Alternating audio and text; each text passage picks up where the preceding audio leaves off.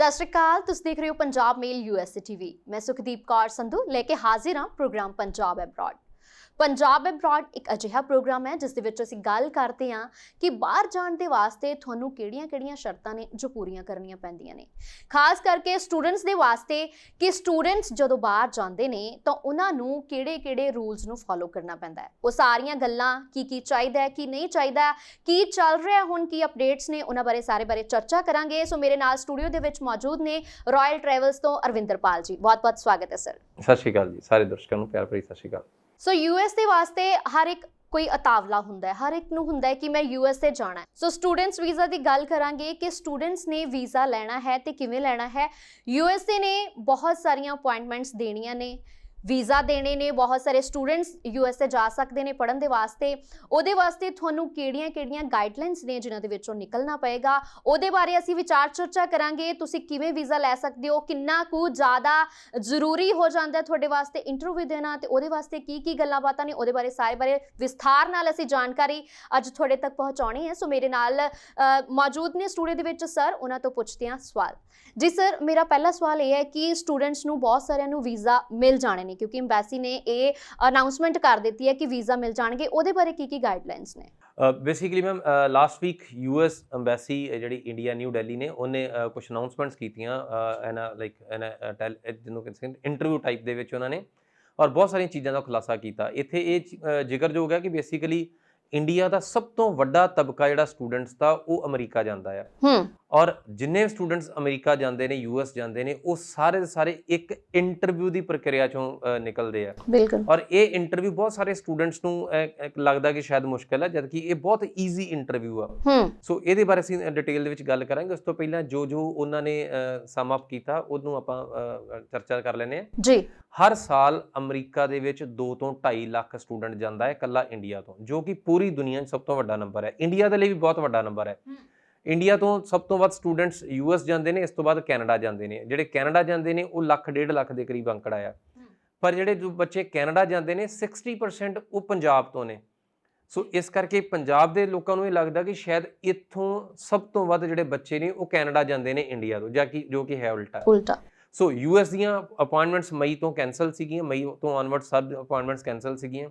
उस इंटरव्यू दे विच एम्बेसी ने यह दस्सिया कि वो सोमवार तो यानी कि 14 जून तो अपॉइंटमेंट्स के स्लॉट्स खोल दिते ने और जिहड़े स्लॉट्स खोले ने वो हज़ारां लखां की तादाद दे विच ने और इत्थों तक कि सोमवार दे विच ही लाइक उत्ते तकरीबन 80,000 तो ਲੱਖ तकरीबन लॉगिन्स होए जी, जिहदा करके ये पहली बार इतिहास विच होया कि यूएसए की अंबैसी दी जिहड़ी अपॉइंटमेंट की बुकिंग साइट आ वो भी क्रैश हो गई जी और स्टूडेंट्स नूं परेशानी का सामना करना पिया। बट उहदे नाल तुसीं वेखो कि किड्डा वड्डा नंबर है कि अगर 1 महीने की ब्रेक लगी है तो वो कितना तगड़ा कट हो गया जी। सो यूएस दुनिया के सब तो वध स्टूडेंट्स नूं अब्जॉर्व करता बिकॉज यूएस जिहड़ा इंटैलेक्ट इंपोर्ट करता पूरी दुनिया तो उहदा सब तो वड्डा सोर्स F1 वीज़ा है, स्टूडेंट वीज़ाज ने। सो जिहड़ियां हुण अपॉइंटमेंट्स मिल रही ने, यूएस ने बहुत क्लीयरली कहा है कि असीं अगस्त इनटेक मिस नहीं कर रहे। सो अगर अगस्त इनटेक मिस नहीं कर रहे तुहाडियां 1 जुलाई तो अपॉइंटमेंट्स स्टूडेंट्स को मिलनियां शुरू हो जाणगियां और ये अपॉइंटमेंट्स एक्सटेंसिव उन्होंने 2 महीने लिए रखियां ने, जुलाई ते अगस्त दे विच ये सारे स्लॉट्स देने ने। ओके। और ਇਹਦਾ मतलब यह है कि यूएस एम्बेसी तकरीबन साल दे विच एक वारी एक वीज़ा लाइक जिन्होंने ਅਸੀਂ ਕਹਿੰਦੇ वीज़ा वीक जरूर अनाउंस करती ਹੁੰਦੀ है। उस वीज़ा वीक दे विच स्पैशली स्टूडेंट्स ਨੂੰ इनवाइट ਕੀਤਾ ਜਾਂਦਾ, स्टूडेंट्स ਨੂੰ अपॉइंटमेंट ਦਿੱਤੀਆਂ ਜਾਂਦੀਆਂ ਤੇ ਉਹਦੇ ਚ ਆਲਮੋਸਟ ਵੀਜ਼ਾਸ ਬਹੁਤ ਜ਼ਿਆਦਾ ਮਿਲਦੇ ਨੇ ਬਿਕੋਜ਼ ਪ੍ਰਾਇੋਰਟੀ ਹੈ ਜੀ। ਔਰ ਇਸ ਇੰਟਰਵਿਊ ਦੇ ਵਿੱਚ ਉਹਨਾਂ ਨੇ ਐਮਬੈਸੀ ਨੇ ਖਾਸ ਤੌਰ ਤੇ ਅੰਡਰਲਾਈਨ ਕਰਕੇ ਕਿਹਾ ਹੈ ਕਿ ਇਹ 2 ਮਹੀਨੇ ਐਟ ਸਟੂਡੈਂਟਸ ਟਾਈਮ।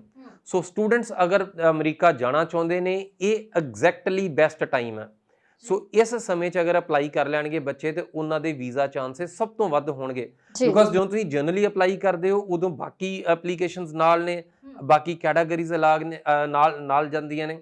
ਸੋ ਇਹ ਇਕੱਲਾ ਸਟੂਡੈਂਟਸ ਟਾਈਮ ਆ ਔਰ ਇਸ ਸਟੂਡੈਂਟ ਟਾਈਮ ਦੇ ਵਿੱਚ ਆਈ ਸਟਰੋਂਗਲੀ ਬਿਲੀਵ ਕਿ ਜਿੰਨਾ ਵੀਜ਼ਾ ਦਾ ਜਿਹੜਾ ਰੇਸ਼ੋ ਆ ਸਕਸੈਸ ਆ ਉਹ ਇਸ ਤੋਂ ਬਿਹਤਰ ਕਦੀ ਨਹੀਂ ਹੋਏਗਾ ਬਿਕੋਜ਼ ਇਮੀਗ੍ਰੇਸ਼ਨ ਦੀਆਂ ਜ਼ਰੂਰਤਾਂ, ਸਟੂਡੈਂਟਸ ਦੀਆਂ ਜ਼ਰੂਰਤਾਂ, ਲਾਈਕ ਇੰਟਰਨੈਸ਼ਨਲ ਜੋ ਵੀ ਯੂਨੀਵਰਸਿਟੀਜ਼ ਨੂੰ ਜੋ ਵੀ ਫੀਡ ਕਰਨਾ ਆ ਉਹਦੀਆਂ ਜ਼ਰੂਰਤਾਂ, ਇਹ ਇੱਕ ਤਰੀਕੇ ਨਾਲ ਕਿ ਪੂਰੀ ਦੁਨੀਆ ਇੱਕ ਵਪਾਰ ਦੇ ਮਾਡਲ 'ਚ ਵੱਜੀ ਹੋਈ ਹੈ ਜੀ ਔਰ ਹਰ ਕਿਸੇ ਨੇ ਆਪੋ ਆਪਣੇ ਨੁਕਸਾਨ ਦੀ ਭਰਪਾਈ ਕਰਨੀ ਹੈ।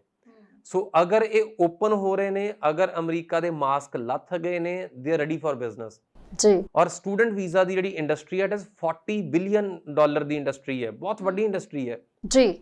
$40 ਬਿਲੀਅਨ ਦੀ ਇੰਡਸਟਰੀ ਹੈ, ਜਿਹਦੇ ਵਿੱਚ ਕੀ ਆਲਮੋਸਟ ਸਾਰੇ ਪਾਸਿਓਂ ਸਟੂਡੈਂਟਸ ਬਹੁਤ ਵੱਡੀ ਤਾਦਾਦ ਦੇ ਵਿੱਚ ਜਾਂਦੇ ਆ ਔਰ ਉਮੀਦ ਕਰਦੇ ਆ ਕਿ ਇਸ ਸਮਾਂ ਸਾਡੇ ਸਟੂਡੈਂਟਸ ਲਈ ਬਹੁਤ ਬਿਹਤਰੀਨ ਰਹੇ। ਜੀ। ਜਿਵੇਂ ਜੇ ਅਸੀਂ ਕੈਨੇਡਾ ਦੀ ਗੱਲ ਕਰ ਲਈਏ ਤਾਂ ਉੱਥੇ ਜਾਣ ਵਾਸਤੇ ਤੁਹਾਡੇ ਕੋਲੋਂ ਲੈਟਰ ਹੋਣੀ ਬਹੁਤ ਜ਼ਿਆਦਾ ਜ਼ਰੂਰੀ ਹੋ ਜਾਂਦੀ ਹੈ, ਤਾਂ USA ਦੀ ਕੀ ਗਾਈਡਲਾਈਨਸ ਨੇ, ਉਹ ਕਿਵੇਂ ਜਾ ਸਕਦੇ? ਜੀ।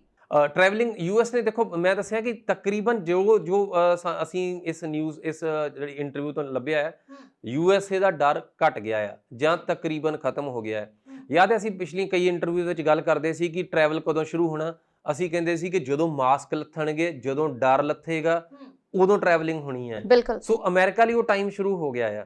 ਸੋ ਅਮਰੀਕਾ ਇਹਨੂੰ ਲੂਜ਼ ਨਹੀਂ ਕਰਨ ਲੱਗਾ। ਯੈਸ, ਔਰ ਜਿੱਦਾਂ ਬਾਕੀ ਕੰਟਰੀਜ਼ ਨੇ ਰਿਸਟ੍ਰਿਕਸ਼ਨਸ ਦੇ ਵਿੱਚ ਟਰੈਵਲ ਰੱਖਿਆ ਹੈ, US ਦੇ ਵਿੱਚ ਪਹਿਲਾਂ ਹੀ ਗਾਈਡਲਾਈਨਸ ਬਹੁਤ ਘੱਟ ਸੀਗੀਆਂ, ਪਹਿਲਾਂ ਹੀ ਪ੍ਰੋਟੋਕਾਲ ਕੋਈ ਨਹੀਂ ਹੈਗਾ ਸੀ, ਤੁਸੀਂ ਕੰਪਲਸਰੀ ਕੁਆਰੰਟੀਨ ਹੋਣਾ ਆ, ਮਤਲਬ ਤੁਹਾਡੇ ਕੋਲ ਇੱਕ ਸੌਫਟ ਐਂਟਰੀ ਦੇ ਉੱਪਰ ਜ਼ਰੂਰ ਪੁੱਛਿਆ ਜਾਂਦਾ ਸੀ ਕਿ you have a plan for quarantine, ਤੇ ਉਹਦਾ ਕੋਈ ਲਾਈਕ ਮਤਲਬ ਉਹਨੂੰ ਕੋਈ ਬਹੁਤ ਜ਼ਿਆਦਾ ਚੈਕਿੰਗ ਨਹੀਂ ਕਰਦਾ ਸੀ। ਸੋ ਇਸ ਟਾਈਮ ਉਹਨਾਂ ਨੇ ਕਲੀਅਰਲੀ ਕਹਿਤਾ ਕਿ ਸਟਿਲ ਕੋਈ ਪ੍ਰੋਟੋਕਾਲ ਨਹੀਂ ਹੈ, ਤੁਹਾਡੇ ਕੋਲ ਸਿਰਫ ਇੱਕ 72 ਘੰਟੇ ਪਹਿਲਾਂ ਦਾ ਟੈਸਟ, ਜੋ ਕਿ ਆਲਮੋਸਟ ਸਾਰੀ ਦੁਨੀਆ ਦੇ ਵਿੱਚ ਟਰੈਵਲ ਕਰਨ ਦੇ ਵਿੱਚ ਲਾਜ਼ਮੀ ਹੈ। ਉਹ ਤਾਂ ਅੱਜਕੱਲ ਤੁਸੀਂ ਬਿਹਾਰ ਤੋਂ ਇੱਥੇ ਟ੍ਰੇਨ ਦੇ ਵਿੱਚ ਆਉਣਾ, ਉਹਦੇ ਲਈ ਵੀ ਲਾਜ਼ਮੀ ਹੈ, ਹਿਮਾਚਲ ਜਾਣਾ ਉਹਦੇ ਲਈ ਵੀ ਲਾਜ਼ਮੀ ਹੈ। ਸੋ ਤੁਹਾਡਾ ਇੱਕ ਕੋਵਿਡ ਟੈਸਟ ਹੈ ਜਿਹੜਾ, ਜਿਹਨੂੰ ਅਸੀਂ RT-PCR ਟੈਸਟ ਹੈ, ਉਹ ਤੁਹਾਡਾ 72 ਘੰਟੇ ਪਹਿਲਾਂ ਹੋਣਾ ਲਾਜ਼ਮੀ ਹੈ। ਸੋ ਉਹ ਤੁਸੀਂ ਕਰਵਾ ਕੇ ਟਰੈਵਲ ਕਰ ਸਕਦੇ ਹੋ, ਕਿਸੇ ਤਰੀਕੇ ਦੀ ਕੋਈ ਰਿਸਟ੍ਰਿਕਸ਼ਨਸ ਨਹੀਂ ਆ। ਦੂਸਰੀ ਗੱਲ ਜਿਹੜੀ ਤੁਸੀਂ ਪੁੱਛੀ ਕਿ ਯੂਨੀਵਰਸਿਟੀ ਲੈਟਰ, ਯੈਸ, ਇਹ ਸਾਡੇ ਜ਼ਹਿਨ 'ਚ ਤਾਂ ਆਉਂਦਾ ਬਿਕੋਜ਼ ਕੈਨੇਡਾ ਨੇ ਬਹੁਤ ਜ਼ੋਰ ਦੇ ਕੇ ਕਿਹਾ ਸੀਗਾ ਕਿ ਜਿਹੜੇ ਸਟੂਡੈਂਟਸ ਲਈ ਟਰੈਵਲ ਐਸੈਂਸ਼ੀਅਲ ਹੈ ਉਹ ਹੀ ਇਕੱਲੇ ਟਰੈਵਲ ਕਰਨ, ਔਰ ਐਸੈਂਸ਼ੀਅਲ ਬਣਾਉਣ ਲਈ ਤੁਹਾਨੂੰ ਯੂਨੀਵਰਸਿਟੀ ਤੋਂ ਇੱਕ ਲੈਟਰ ਲੈਣੀ ਪੈਂਦੀ ਸੀ ਜਿਹਦੇ 'ਚ ਇਹ ਲਿਖਿਆ ਹੁੰਦਾ ਸੀ ਕਿ ਇਸ ਸਟੂਡੈਂਟ ਦੀ ਕਲਾਸ, ਫਿਜ਼ੀਕਲ ਕਲਾਸ ਲਾਉਣੀ ਬਹੁਤ ਲਾਜ਼ਮੀ ਆ। ਭਾਵੇਂ ਕਿ ਉੱਥੇ ਜਾ ਕੇ ਵੀ ਆਨਲਾਈਨ ਕਲਾਸਾਂ ਸੀਗੀਆਂ, ਬਟ ਉਹ ਲਿਖਿਆ ਲੈਟਰ ਹੁੰਦਾ ਸੀ ਤੇ 에ਅਰਪੋਰਟ ਦੇ ਉੱਪਰ ਸਭ ਤੋਂ ਪਹਿਲਾਂ, ਈਵਨ ਅੰਮ੍ਰਿਤਸਰ 에ਅਰਪੋਰਟ ਦੇ ਉੱਪਰ ਸਭ ਤੋਂ ਪਹਿਲਾਂ ਲੈਟਰ ਚੈੱਕ ਕਰਦੇ ਸੀ। ਉਹਦੇ 19 ਕੀ ਮਾੜਾ ਮੋਟਾ ਅੱਖਰ ਅੱਗੇ ਪਿੱਛੇ ਹੁੰਦਾ ਤੇ ਅੰਮ੍ਰਿਤਸਰ ਵਾਲੇ ਰੋਕ ਦਿੰਦੇ ਸੀ। ਸੋ ਇਸ ਕਰਕੇ ਉਹ ਔਰ US ਨੇ ਕਲੀਅਰਲੀ ਕਹਿਤਾ ਕਿ ਤੁਹਾਨੂੰ ਕੋਈ ਵੀ ਯੂਨੀਵਰਸਿਟੀ ਤੋਂ ਇਦਾਂ ਦੀ ਗਾਈਡਲਾਈਨਸ ਵੀ ਨਹੀਂ ਚਾਹੀਦੀਆਂ। ਯੂ ਹੈਵ I-20, ਤੁਹਾਡੇ ਕੋਲ I-20 ਹੈਗੀ, ਤੁਹਾਡੇ ਕੋਲ ਵੀਜ਼ਾ ਹੈਗਾ, ਤੁਸੀਂ 1 ਮਹੀਨਾ ਪਹਿਲਾਂ ਆਪਣੇ ਕੋਰਸ ਸ਼ੁਰੂ ਹੋਣ ਤੋਂ ਟਰੈਵਲ ਕਰ ਸਕਦੇ ਹੋ। ਔਰ US ਨੇ ਜਿੱਦਾਂ ਕਿਹਾ ਕਿ ਅਸੀਂ ਅਗਸਤ ਇਨਟੇਕ ਮਿਸ ਨਹੀਂ ਕਰ ਰਹੇ, ਅਗਸਤ, ਸਤੰਬਰ, ਅਕਤੂਬਰ ਆਲਮੋਸਟ ਲੰਬੀ ਇਨਟੇਕ ਹੈ। ਸੋ ਆਬਵੀਅਸਲੀ ਅਗਰ ਅਗਸਤ ਇਨਟੇਕ ਲਈ ਸਟੂਡੈਂਟਸ ਜਾਣਗੇ ਤਾਂ ਉਹ ਜੁਲਾਈ ਦੇ ਵਿੱਚ ਟਰੈਵਲ ਕਰ ਸਕਣਗੇ। ਓਕੇ। ਜੇ ਅਸੀਂ ਗੱਲ ਕਰ ਲਈਏ ਵੈਕਸੀਨੇਸ਼ਨ ਦੀ, ਤਾਂ ਕਿੰਨਾ ਕੁ ਜ਼ਿਆਦਾ ਜ਼ਰੂਰੀ ਹੈ ਬੱਚੇ ਨੂੰ ਇੱਥੋਂ ਵੈਕਸੀਨੇਸ਼ਨ ਲਗਵਾ ਕੇ ਹੀ ਜਾਣਾ ਪਏਗਾ, ਜਾਂ ਉਹਦੇ ਬਾਰੇ ਕੀ ਗਾਈਡਲਾਈਨਸ ਨੇ? ਵੈਕਸੀਨੇਸ਼ਨ ਦੇਖੋ ਇਹ ਆਮ ਜ਼ਿੰਦਗੀ ਦਾ ਹਿੱਸਾ ਹੋਏ ਨਾ, ਖਾਸ ਕਰਕੇ ਟਰੈਵਲ ਇੰਡਸਟਰੀ ਦਾ ਹਿੱਸਾ ਹੋ ਜਾਣਾ, ਇਹਦੇ 'ਚ ਕੋਈ ਦੂਜੀ ਰਾਏ ਨਹੀਂ। ਔਰ ਦੂਸਰੀ ਗੱਲ, ਜਿੰਨੀ ਕੁ ਮਾਰਕੀਟਿੰਗ ਹੋ ਚੁੱਕੀ ਹੈ ਵੈਕਸੀਨੇਸ਼ਨ ਦੀ, ਕੋਵਿਡ ਦੀ, ਕਰੋਨਾ ਦੀ, ਬਿਕੋਜ਼ ਬਹੁਤ ਜ਼ਿਆਦਾ ਡਰ ਫੈਲਿਆ ਸੀ ਔਰ nobody is going to take chance.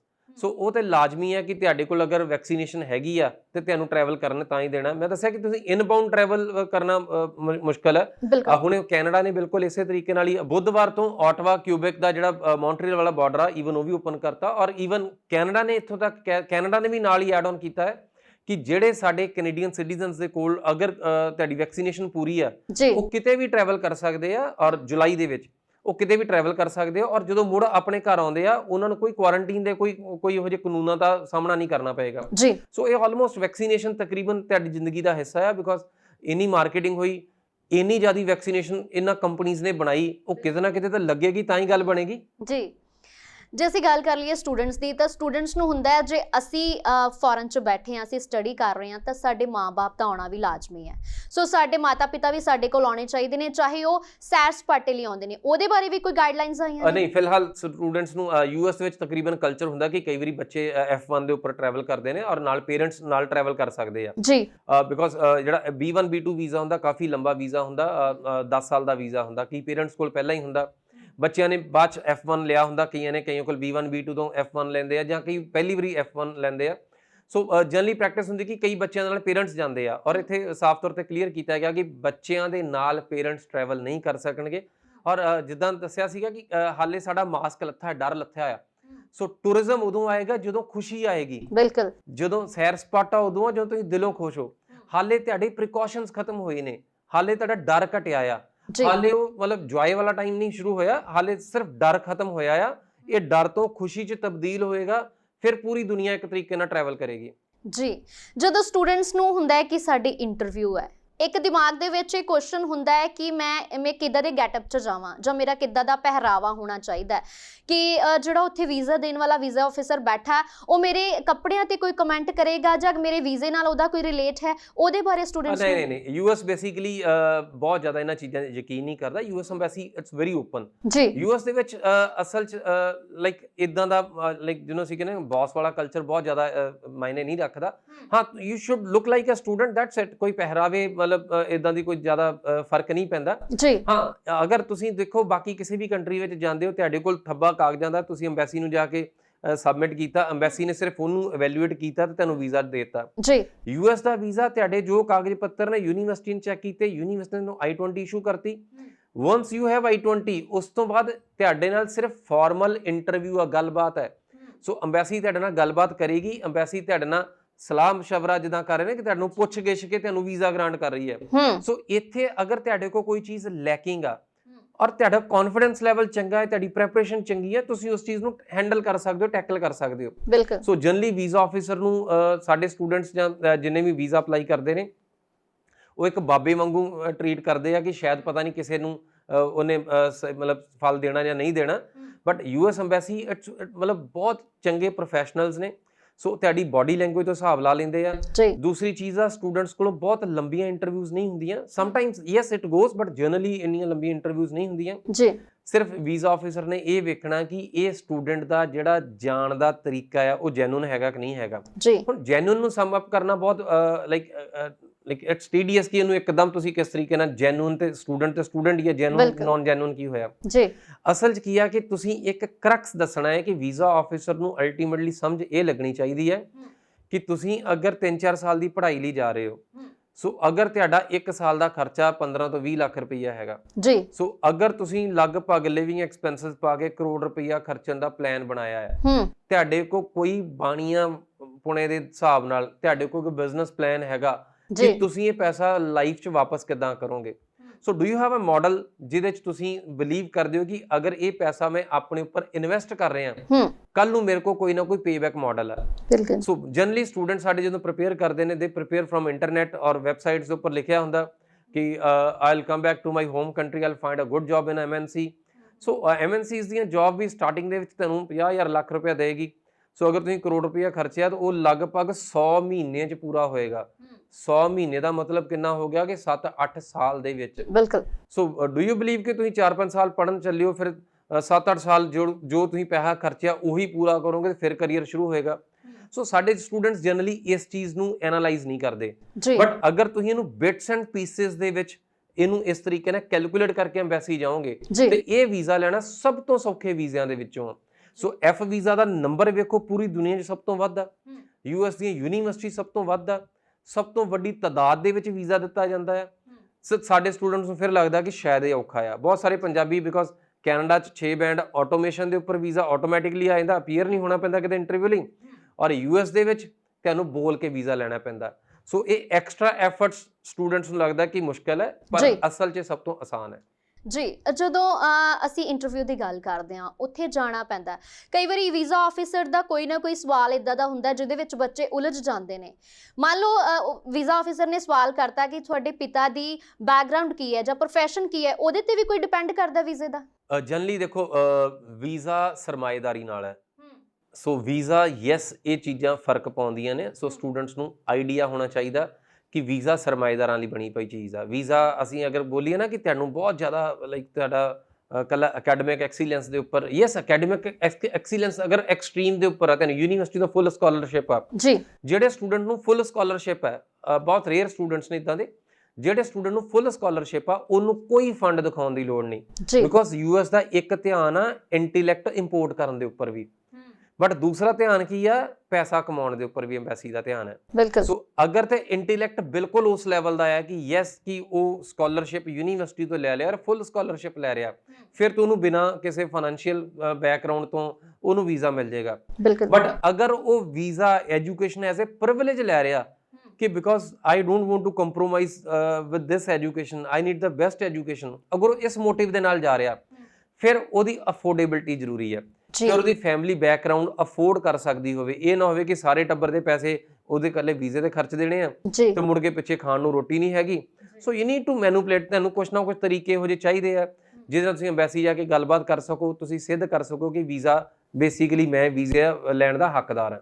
ਜੀ, ਜਦੋਂ ਸਟੂਡੈਂਟਸ ਦੇ ਮਨ ਦੇ ਵਿੱਚ ਧਾਰ ਲੈਂਦੇ ਨੇ ਸਟੂਡੈਂਟਸ ਕਿ ਅਸੀਂ ਫੋਰਨ ਜਾਣਾ ਹੈ, USA ਜਾਣਾ ਪੜ੍ਹਨ ਦੇ ਵਾਸਤੇ, ਪਹਿਲਾ ਸਵਾਲ ਦਿਮਾਗ ਦੇ ਵਿੱਚ ਇਹ ਆਉਂਦਾ ਹੈ ਕਿ ਮੈਨੂੰ ਕਿਹੜੇ-ਕਿਹੜੇ ਪੇਪਰ ਚਾਹੀਦੇ ਨੇ ਜਾਂ ਫਿਰ ਮੈਨੂੰ ਕਿਹੜੀਆਂ-ਕਿਹੜੀਆਂ ਚੀਜ਼ਾਂ ਚਾਹੀਦੀਆਂ ਨੇ ਜਿਹਦੇ ਵਾਸਤੇ ਮੈਨੂੰ ਜਲਦੀ ਵੀਜ਼ਾ ਮਿਲ ਜੇ, ਉਹਦੇ ਬਾਰੇ ਕੀ ਬੇਸਿਕ ਐਲੀਜੀਬਿਲਿਟੀ ਜੀ। US ਦੇ ਵਿੱਚ ਬਹੁਤ ਸਾਰੀਆਂ ਕੰਟਰੀਜ਼ ਵਾਂਗੂ ਜਿਹਦਾ ਬੇਸਿਕ ਪੈਰਾਮੀਟਰਸ ਡਿਫਾਈਨਡ ਨੇ, ਇੱਥੇ ਇਦਾਂ ਦਾ ਨਹੀਂ ਆ। US ਬਹੁਤ ਕੈਜੂਅਲ ਤਰੀਕੇ ਨਾਲ ਕੰਮ ਕਰਦਾ। US ਦੇ ਵਿੱਚ ਹਾਲਾਂਕਿ ਤੁਹਾਡੀ ਪੜ੍ਹਾਈ ਅਗਰ ਚੰਗੀ ਹੈ ਤਾਂ ਯੈਸ ਉਹ ਬਹੁਤ ਮਾਇਨੇ ਰੱਖਦੀ ਹੈ, ਬਟ ਬਾਕੀ ਕੰਟਰੀਜ਼ ਵਾਂਗੂ ਕੱਲੀ ਪੜ੍ਹਾਈ ਹੀ ਤੁਹਾਡਾ ਇੱਕ ਪੈਰਾਮੀਟਰ ਹੈ ਇੰਟੈਲੈਕਟ ਦਾ, ਇਹ ਵੀ ਮੁਲਕ ਯਕੀਨ ਨਹੀਂ ਕਰਦਾ ਜੀ। ਸੋ ਅਸਲ ਦੇ ਵਿੱਚ ਜਿਹੜੇ ਸਟੂਡੈਂਟਸ ਨੂੰ ਜਦੋਂ US ਨੇ ਵੀਜ਼ਾ ਸ਼ੁਰੂ ਕੀਤਾ ਸੀ, ਦੁਨੀਆ ਦੇ ਸਭ ਤੋਂ ਵੱਧ ਜਿਹੜੇ ਇੰਟਰਨੈਸ਼ਨਲ ਸਟੂਡੈਂਟ ਦਾ ਜਿਹੜਾ ਜਿਹਨੇ ਕਹ ਲਓ ਕਿ ਨੀਂਹ ਪੱਥਰ ਰੱਖਿਆ ਉਹ ਅਮਰੀਕਾ ਆ। ਸੋ ਸਾਰੇ ਕੰਟਰੀਜ਼ ਨੇ ਬੇਸਿਕਲੀ ਇਸ ਤੋਂ ਬਾਅਦ ਇਹਨੂੰ ਫੋਲੋ ਕੀਤਾ ਹੈ। ਟੋਫਲ ਤੁਸੀਂ ਵੇਖਿਆ ਬਹੁਤ ਪੁਰਾਣਾ ਟੈਸਟ ਹੈ ਔਰ ਆਇਲਟਸ ਬਹੁਤ ਨਵਾਂ ਟੈਸਟ ਹੈ।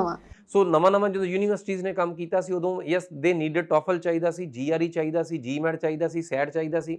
ਸੋ ਬਹੁਤ ਤਰ੍ਹਾਂ ਟੈਸਟ ਚਾਹੀਦੇ ਹੁੰਦੇ ਸੀ ਜਿਹੜੀਆਂ US ਯੂਨੀਵਰਸਿਟੀਜ਼ ਨੂੰ, ਬਟ ਹੌਲੀ-ਹੌਲੀ ਹੁਣ ਸਟੂਡੈਂਟਸ ਵੀ ਚਾਹੀਦੇ ਆ।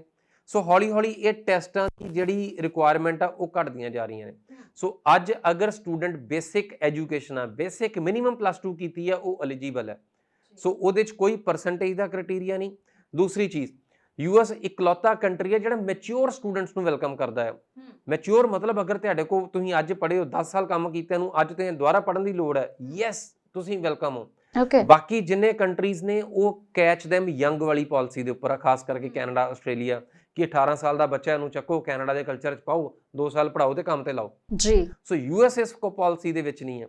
US ਬੇਸਿਕਲੀ ਜਿਹੜੇ ਮੈਚੁਰ ਸਟੂਡੈਂਟਸ ਨੇ ਜਿਨ੍ਹਾਂ ਨੂੰ ਲੱਗਦਾ ਕਿ ਅਗਰ ਇਹ ਲਾਈਫ ਦੇ ਵਿੱਚ ਇੱਕ ਮੁਕਾਮ ਤੱਕ ਪਹੁੰਚੇ ਹੋਏ ਆ ਔਰ ਇਹਨਾਂ ਦਾ ਥੋੜੀ ਬਹੁਤ ਐਜੂਕੇਸ਼ਨ ਅਗਰ ਹੋਰ ਕਰਕੇ ਤੇ ਇੱਕ ਹੋਰ ਮੁਕਾਮ ਹਾਸਲ ਕੀਤਾ ਜਾ ਸਕਦਾ, ਯੈਸ ਇਹਨਾਂ ਨੂੰ ਮੌਕਾ ਦੇਣਾ ਚਾਹੀਦਾ ਹੈ ਜੀ। ਸੋ US ਵਿੱਚ ਅਗਰ ਜਦੋਂ ਅਸੀਂ ਮਾਰਕੀਟਿੰਗ ਕਰਦੇ ਹਾਂ ਉਦੋਂ ਅਸੀਂ ਇਹ ਕਹਿ ਸਕਦੇ ਹਾਂ ਕਿ ਤੁਸੀਂ ਅਮਰੀਕਾ ਜਾਣਾ ਚਾਹੁੰਦੇ ਹੋ, ਬਿਨਾਂ ਆਇਲਟਸ ਤੋਂ ਆ ਸਕਦੇ ਹੋ, ਤੁਹਾਡੇ ਨੰਬਰ ਘੱਟ ਆ ਤੁਸੀਂ ਤਾਂ ਵੀ ਅਪਲਾਈ ਕਰ ਸਕਦੇ ਹੋ, ਅਗਰ ਤੁਹਾਡੇ ਕੋਲ ਗੈਪ ਜ਼ਿਆਦਾ ਹੈ ਤੁਸੀਂ ਤਾਂ ਵੀ ਅਪਲਾਈ ਕਰ ਸਕਦੇ ਹੋ, ਔਰ ਅਗਰ ਤੁਸੀਂ ਸਪਾਊਸ ਦੇ ਨਾਲ ਜਾਣਾ ਆ ਵੀ ਤੁਹਾਡੇ ਮੀਆਂ ਬੀਵੀ ਨੇ ਇਕੱਠੇ ਜਾਣਾ ਤਾਂ ਵੀ ਇਹ ਇੱਥੇ ਤੁਹਾਨੂੰ ਇਕੱਠਾ ਹੀ ਵੀਜ਼ਾ ਮਿਲਦਾ। F1 F2 ਦੋਨਾਂ ਦੀ ਡਿਊਰੇਸ਼ਨ 5 ਸਾਲ ਦੀ ਹੁੰਦੀ ਹੈ, ਦੋਨਾਂ ਨੂੰ ਯੂਨੀਵਰਸਿਟੀ ਸਪਾਂਸਰ ਕਰਦੀ, 2 ਬੱਚੇ ਦੋਨਾਂ ਦੀ I-20 ਆਉਂਦੀ ਹੈ। ਸੋ ਇਟਸ ਲਾਈਕ ਸੈਲਿੰਗ ਤੁਸੀਂ ਇਹ ਭਾਸ਼ਾ ਬੋਲ ਸਕਦੇ ਹੋ। ਔਰ ਜੋ ਇਹਦੀਆਂ ਪਿਛਲੀਆਂ ਗਾਈਡਲਾਈਨ ਤੁਹਾਨੂੰ ਦੱਸਿਆ ਕਿ ਅਗਰ ਉਹ ਗੈਪ ਅਸੈਪਟ ਕਰਦੇ ਨੇ ਉਹ ਮੈਚੁਰ ਸਟੂਡੈਂਟ ਲੱਭਦੇ ਆ ਕਿ ਜਿਹਨੂੰ ਲਾਈਕ ਜਿਹਨੇ ਕੋਈ ਲਾਈਫ 'ਚ ਰਿਸਰਚ ਕੀਤੀ ਹੈ। ਔਰ ਅਗਰ ਇੰਟਰਵਿਊ ਦੇ ਉੱਪਰ ਜਾ ਰਹੇ ਹੋ, ਸਭ ਤੋਂ ਜ਼ਰੂਰੀ ਕ੍ਰਾਈਟੇਰੀਆ ਹੈਗਾ ਉਹ ਹੈਗਾ ਰਿਸਰਚ, ਕਿ ਅਗਰ ਤੁਸੀਂ ਕੁਝ ਰਿਸਰਚ ਕੀਤੀ ਹੈ, if you have done bit of diligence and research before picking up a programme, ਤੁਸੀਂ ਇਹ ਪ੍ਰੋਗਰਾਮ ਚੱਕਣ ਤੋਂ ਪਹਿਲਾਂ, ਲੈਣ ਤੋਂ ਪਹਿਲਾਂ ਅਗਰ ਤੁਸੀਂ ਇਹਦੇ ਬਾਰੇ ਜਾਣਿਆ ਕਿ ਇਹਦਾ ਕੰਟੈਂਟ ਕੀ ਆ, ਕੋਰਸ ਕੀ ਆ, ਪੜੂੰਗਾ ਕੀ ਮੈਂ, ਔਰ ਇਹਦਾ ਇੱਥੋਂ ਨਾਲੋਂ ਉੱਥੇ ਡਿਫਰੈਂਸ ਕੀ ਆ, ਔਰ ਉਸ ਤੋਂ ਬਾਅਦ ਤੁਸੀਂ ਯੂਨੀਵਰਸਿਟੀ ਪਿਕ ਕਰ ਰਹੇ ਹੋ, ਯੂਨੀਵਰਸਿਟੀ ਬਾਰੇ ਰਿਸਰਚ, ਔਰ ਫਾਈਨਲੀ ਤੁਸੀਂ US ਕਿਉਂ ਜਾ ਰਹੇ ਹੋ ਇਹਦੇ ਬਾਰੇ ਰਿਸਰਚ। ਬਿਕੋਜ਼ ਅਗਰ ਸਟੂਡੈਂਟ ਦੀ ਰਿਸਰਚ ਕੀਤੀ ਹੋਈ ਹੈ, ਤੁਸੀਂ ਕੁਝ ਸਟੈਟਸ ਬੋਲਦੇ ਹੋ, ਕੁਝ ਅੰਕੜੇ ਬੋਲਦੇ ਹੋ, ਔਰ ਇਹ ਤੁਹਾਡਾ ਵੀਜ਼ਾ ਲੈਣ 'ਚ ਬਹੁਤ ਜ਼ਿਆਦਾ ਹੈਲਪ ਕਰਦੇ ਆ ਜੀ। ਅਸੀਂ ਗੱਲ ਕਰ ਰਹੇ ਹਾਂ ਕਿ ਵੀਜ਼ਾ ਕਿਵੇਂ ਲਿਆ ਜਾਂਦਾ ਹੈ, ਸੋ ਇਹਦੇ ਵਿੱਚ ਇਹ ਵੀ ਗੱਲ ਐਡ ਹੋ ਜਾਂਦੀ ਹੈ ਕਿ ਕੋਰਸ ਚੂਜ਼ ਕਰਨ ਨਾਲ ਵੀ ਵੀਜ਼ੇ ਤੇ ਕੋਈ ਫਰਕ ਪੈਂਦਾ ਹੈ। ਬੇਸਿਕਲੀ ਜਿੱਦਾਂ ਤੁਸੀਂ ਬਹੁਤ ਸਾਰੇ ਸਾਡੇ ਸਵਾਲ ਕੈਨੇਡਾ ਤੋਂ ਪ੍ਰੇਰਿਤ ਨੇ, ਬਿਕੋਜ਼ ਕੈਨੇਡਾ ਦੇ ਵਿੱਚ ਇਹ ਚੀਜ਼ਾਂ ਬਹੁਤ ਜ਼ਿਆਦਾ ਮਾਇਨੇ ਰੱਖਦੀਆਂ ਨੇ ਜੀ। US ਵਿੱਚ ਤੁਹਾਡੇ ਕੋਲ ਲੌਜਿਕ ਹੈਗਾ, ਸਪੋਜ਼ ਤੁਸੀਂ MBBS ਕੀਤੀ ਹੈ, ਤੁਸੀਂ ਅੱਜ MBA ਲਈ ਜਾ ਰਹੇ ਹੋ ਐਂਡ ਵੀਜ਼ਾ ਆਫਿਸਰ ਸੇਜ਼ ਕਿ ਬਾਈ ਤੇਰਾ ਪ੍ਰੋਗਰਾਮ ਮੈਚ ਹੀ ਨਹੀਂ ਕਰਦਾ, ਮੈਂ ਤੁਹਾਨੂੰ ਵੀਜ਼ਾ ਕਿਉਂ ਦੇਵਾਂ ਜੀ। ਐਂਡ ਇਫ ਯੂ ਸੇ ਕਿ ਯਾਰ ਭਾਈ ਮੇਰੇ like my dad is a doctor, ਮੇਰੀ ਮਦਰ ਵੀ ਡਾਕਟਰ ਹੈ and we are running a hospital, I am also doctor ji, right, ਸਾਰੀ ਪੂਰੀ ਪਰਿਵਾਰ ਡਾਕਟਰ ਹੈ, ਬਟ ਸਾਡਾ ਹਸਪੀਟਲ ਪਿਛਲੇ 5-7 ਸਾਲ ਤੋਂ ਘਾਟੇ ਚੱਲ ਰਿਹਾ। So finally want to learn business, ਤਾਂ ਕਿ ਇਸ ਬਿਜ਼ਨਸ ਨੂੰ ਕਿੱਦਾਂ ਬਚਾਇਆ ਜਾ ਸਕੇ, ਮੈਂ ਉਹਦੇ ਉੱਪਰ ਕੰਮ ਕਰਾਂ। ਤਾਂ ਲੱਗਦਾ ਇਹਦੇ ਨਾਲ ਕੋਈ ਮਤਲਬ ਕਿਸੇ ਨੂੰ ਕੋਈ ਪ੍ਰੋਬਲਮ ਹੈ ਇਹ ਸਮਝ ਦੇ ਨਾਲ? ਸੋ ਇਹ ਸਮਝ ਕਿਸੇ ਨੂੰ ਆਏਗੀ ਨਹੀਂ, ਇਹ ਸਮਝ ਇੱਥੋਂ ਆਏਗੀ।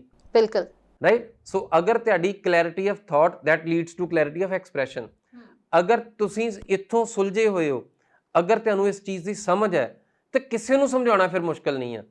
ਸੋ ਬੇਸਿਕਲੀ ਸਾਡੇ ਸਟੂਡੈਂਟਸ ਨੂੰ ਦਿੱਕਤ ਕਈ ਵਾਰੀ ਇਹ ਆਉਂਦੀ ਕਿ ਅਸੀਂ ਖੁਦ ਇਹਨਾਂ ਚੀਜ਼ਾਂ ਨੂੰ ਸਮਝਦੇ ਨਹੀਂ ਆ ਤੇ ਫਿਰ ਅਗਲੇ ਨੂੰ ਸਮਝਾਉਣਾ ਬਹੁਤ ਮੁਸ਼ਕਲ ਹੈ। ਸੋ ਅਗਰ ਤੁਸੀਂ ਇਹ ਗਿਆਨ ਲੈ ਲਿਆ ਕਿ ਅਗਰ ਤੁਸੀਂ ਇਸ ਚੀਜ਼ ਨੂੰ ਖੁਦ ਅਡੈਪਟ ਕਰ ਲਿਆ, ਅਗਰ ਤੁਸੀਂ ਖੁਦ ਨੂੰ ਕਨਵਿੰਸ ਕਰ ਲਿਆ, ਲਾਈਕ ਅਗਰ ਮੈਂ ਕਨਵਿੰਸ ਆਪਣੇ ਆਪ ਨੂੰ ਕਰ ਲਿਆ ਕਿ ਮੈਂ MBBS ਤੋਂ ਬਾਅਦ ਮੈਂ MBA ਕਰ ਸਕਦਾ, ਫਿਰ ਅਗਲਾ ਤੁਹਾਡੀ ਸਮਝ ਦੇ ਨਾਲ ਜ਼ਰੂਰ ਚੱਲੇਗਾ। ਬਟ ਜੇਕਰ ਤੁਹਾਡੀ ਖੁਦ ਦੀ ਸਮਝ ਇੱਥੇ ਆ ਰਹੀ ਹੈ ਕਿ ਮੈਂ MBBS ਕੀਤੀ, ਮੈਂ MBA ਲਈ ਜਾ ਹੀ ਨਹੀਂ ਸਕਦਾ ਤੇ ਮੇਰਾ ਬਣਦਾ ਹੀ ਨਹੀਂ ਆ, ਮੈਨੂੰ ਉੱਥੇ ਵੜਨ ਨਹੀਂ ਦੇਣਾ, ਫਿਰ ਵਾਕਿਆ ਨਹੀਂ ਵੜਨ ਦੇਣਾ। ਜੀ।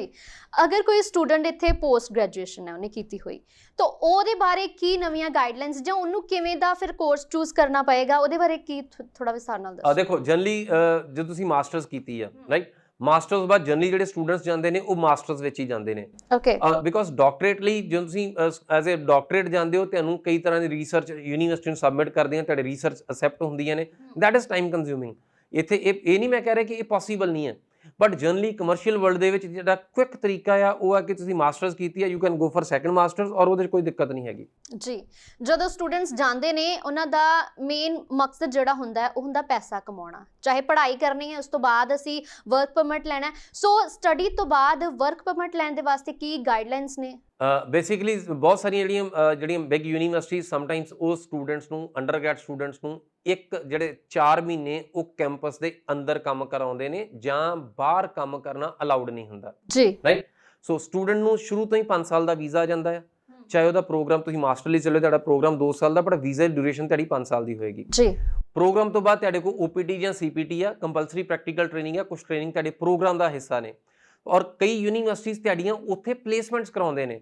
ਕਿਸੇ ਐਜੂਕੇਸ਼ਨ ਦਾ ਹਿੱਸਾ ਹੀ ਪ੍ਰੈਕਟੀਕਲ ਟ੍ਰੇਨਿੰਗ ਹੈ, ਔਰ ਕਈ ਯੂਨੀਵਰਸਿਟੀਜ਼ ਤੁਹਾਡੀ ਪਲੇਸਮੈਂਟਸ ਕਰਵਾਉਂਦੇ ਨੇ ਜੀ। ਔਰ ਕਿਸੇ ਵੀ ਮੁਲਕ ਦੇ ਵਿੱਚ ਪੱਕੇ ਹੋਣ ਲਈ it's called a W factor. W factor ਕੀ ਆ? Either work or wife. So ਅਗਰ ਤੁਹਾਡੇ ਕੋਲ ਕਿਤੇ ਜੌਬ ਮਿਲ ਜਾਂਦੀ ਹੈ, ਤੁਸੀਂ ਆਪਣਾ ਵੀਜ਼ਾ ਸਵਿਚ ਕਰ ਸਕਦੇ ਹੋ ਟੂ H1, ਔਰ H1 ਤੋਂ ਬਾਅਦ ਤੁਸੀਂ ਗ੍ਰੀਨ ਕਾਰਡ ਦਾ ਜੋ ਪ੍ਰੋਸੈਸ ਆ, ਬੇਸਿਕਲੀ ਜਿਹੜੇ ਇਮੀਗ੍ਰੇਸ਼ਨ ਮਾਹਰ ਨੇ US ਦੇ, ਜਿੱਦਾਂ ਜਸਪ੍ਰੀਤ ਸਰ ਨੇ, ਸੋ ਉਹ ਇਹਨਾਂ ਚੀਜ਼ਾਂ ਬਾਰੇ ਬਿਹਤਰ ਦੱਸ ਸਕਦੇ ਨੇ। ਬਟ ਜਨਰਲੀ ਕੀ ਆ, ਅਗਰ ਤੁਸੀਂ ਐਜ਼ ਅ ਲੇਮੈਨ ਸਮਝੋ, ਤੁਸੀਂ ਕਦੀ ਵੀ ਕੈਨੇਡਾ ਜਾਂ ਅਮਰੀਕਾ ਤੋਂ ਕੋਈ ਵੀ ਸਟੂਡੈਂਟ ਗਿਆ ਬਿਨਾਂ PR ਦੇ ਵਾਪਸ ਆਇਆ ਹੋਵੇ, ਇਹ ਵੇਖਿਆ ਨਹੀਂ ਹੋਏਗਾ। ਸੋ ਇਹਦਾ ਮਤਲਬ ਇਹ ਹੈ ਕਿ ਤਕਰੀਬਨ ਸਟੂਡੈਂਟਸ ਅਬਜ਼ੌਰਬ ਹੁੰਦੇ ਨੇ, ਸੋ PR ਨੂੰ ਲੈ ਕੇ ਦਿੱਕਤਾਂ ਨਹੀਂ ਆਉਂਦੀਆਂ। ਬਿਕੋਜ਼ US ਬਹੁਤ ਵੱਡਾ ਮੁਲਕ ਆ, ਦੇਖੋ 54 ਸਟੇਟਸ, 54 ਸਟੇਟਾਂ ਨੇ, ਤਕਰੀਬਨ ਹਰ ਸਟੇਟ ਦੇ ਆਪੋ ਆਪਣੇ ਅਧਿਕਾਰ ਨੇ, ਆਪੋ ਆਪਣੇ ਫੈਸਲੇ ਨੇ। ਸੋ ਆਬਵੀਅਸਲੀ ਇਮੀਗ੍ਰੇਸ਼ਨ ਰੂਲਸ ਵੀ ਉਸੇ ਤਰੀਕੇ ਨਾਲ ਰੀਜਨਲ ਜਿਹੜੀ ਪਾਲਿਸੀ ਆ ਉਹ ਕਿਤੇ ਨਾ ਕਿਤੇ ਉਹਦੇ ਨੂੰ ਕੰਟਰੀਬਿਊਟ ਕਰਦੇ ਨੇ।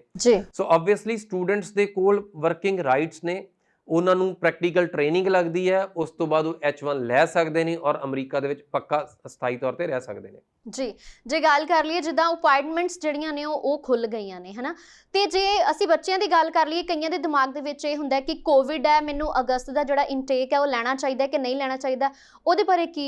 US is all open, US ਵਿੱਚ ਕੁਝ ਨਹੀਂ ਹੈਗਾ। ਤੁਸੀਂ ਵੇਖਿਆ ਕਿ like they have opened up everything. So ਉਹਨਾਂ ਨੇ basically because safety or health and safety, ਇਹਨੂੰ ਸਭ ਤੋਂ ਵੱਧ ਕੰਸਰਨ ਮਿਲਦੀ ਆ ਵੈਸਟਰਨ ਵਰਲਡ ਵੱਲੋਂ, ਕੱਲਾ ਅਮਰੀਕਾ ਵੱਲੋਂ ਨਹੀਂ, ਪੂਰੇ ਵੈਸਟਰਨ ਵਰਲਡ ਵੱਲੋਂ। ਸੋ ਅਸੀਂ ਲੀਸਟ ਬੋਦਰਡ ਇਹਨਾਂ ਚੀਜ਼ਾਂ ਲਈ। ਸਾਡੇ ਹੈਲਥ ਕੇਅਰ ਦਾ ਤੁਸੀਂ ਵੇਖਿਆ ਕਿੱਡਾ ਬੁਰਾ ਹਾਲ ਹੋਇਆ, ਔਰ ਸਾਨੂੰ ਹਾਲੇ ਤੱਕ ਇਹ ਨਹੀਂ ਪਤਾ ਕਿ ਪਹਿਲੇ ਟੀਕੇ ਤੋਂ ਬਾਅਦ ਦੂਜਾ ਕਦੋਂ ਲਵਾਈਦਾ ਆ। ਸੋ ਸਾਡੇ ਹੈਲਥ ਕੇਅਰ ਦਾ ਤੇ ਅਲੱਗ ਰੱਬ ਰੱਖਾ ਹੈ ਇੱਥੇ ਫਿਲਹਾਲ। ਸੋ ਉਹਨਾਂ ਮੁਲਕਾਂ ਨੇ ਹੈਲਥ ਕੇਅਰ ਨੂੰ ਕੋਈ ਕੰਪਰੋਮਾਈਜ਼ ਨਹੀਂ ਕਰਨਾ ਕਦੀ ਵੀ। So obviously if they feel they are safe, it means they are safe. ਅਗਰ ਉਹ ਮਤਲਬ ਸਾਨੂੰ ਲੱਗਦਾ ਕਿ ਚਾਂਸ ਲੈ ਰਹੇ ਨੇ, ਬੇਸਿਕਲੀ ਚਾਂਸ ਨਹੀਂ ਲੈ ਰਹੇ, ਦੇ ਬਿਲੀਵ ਕਿ ਵਟਐਵਰ ਦੇ ਆਰ ਡੂਇੰਗ ਉਹ ਓਕੇ ਆ। ਸੋ ਇਸ ਕਰਕੇ ਸਟੂਡੈਂਟਸ ਨੂੰ ਲਾਈਕ ਫਿਕਰ ਕਰਨ ਦੀ ਲੋੜ ਨਹੀਂ। ਇੱਥੋਂ ਅਗਰ ਜਾ ਰਹੇ ਨੇ, ਉੱਥੇ ਜਾ ਕੇ ਫੁੱਲ ਸੇਫ ਐਂਡ ਸਿਕਿਉਰ ਆ, ਜਾ ਕੇ ਪੜ੍ਹਨ ਆਪਣਾ। ਔਰ ਅਗਰ ਇਨ ਕੇਸ ਕੋਈ ਦਿੱਕਤ ਆਉਂਦੀ ਹੈ, ਕੈਨੇਡਾ ਨੇ ਪਿਛਲੇ ਲਗਭਗ ਤਕਰੀਬਨ 2 ਸਾਲ ਤੋਂ ਬੱਚੇ ਕੈਨੇਡਾ ਵੀ ਗਏ ਤੇ ਜਾ ਕੇ ਵੀ ਆਨਲਾਈਨ ਹੀ ਪੜ੍ਹਾਈ ਕਰ ਰਹੇ ਆ। ਸੋ ਆਬਵੀਅਸਲੀ ਅਗਰ ਕੋਈ ਕਿਤੇ ਕੱਲ ਨੂੰ ਕੋਈ 19-21 ਹੁੰਦੀ ਆ, ਸਟਿਲ ਦੇ ਰਿਮੇਨ ਸਟੂਡੈਂਟਸ, ਉਹਨਾਂ ਦੀ ਪੜ੍ਹਾਈ ਸਗੋਂ ਘਰ ਬੈਠੇ ਕਰ ਸਕਦੇ ਆ, ਜਦੋਂ ਤੁਸੀਂ ਹੋਰ ਕੁਝ ਨਹੀਂ ਕਰ ਸਕਦੇ।